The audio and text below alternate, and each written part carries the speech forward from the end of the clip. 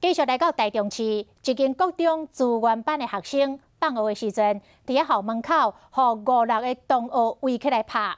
这个学生走去伫公车顶，对方嘛约去伫公车，甲是拍甲流血流滴，甚至佫摕迄个电击棒甲吓惊。妈妈要甲学校甲公车的业者调监视器，甲拍人的同学找出来，但是一直拢等无监视器的画面，所以无排除要提出告诉，为后生来讨公道。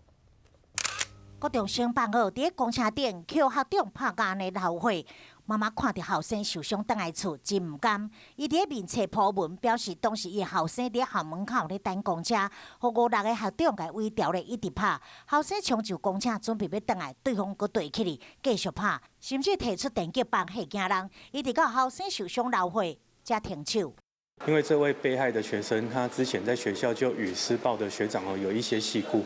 那他们在公车上面相遇的时候，那有2名学长就对于这位被害的学生对他们加以殴打。那当中是有持电击棒出来做恐吓。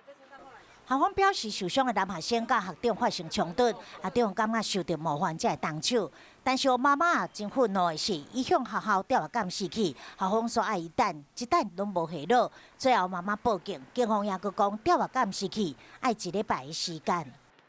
现在疑似的行为，学生其实是有承认错误，而且有这个悔意啦。所以针对这个部分，学校他其实会针对画面中出现的同学去进行调查。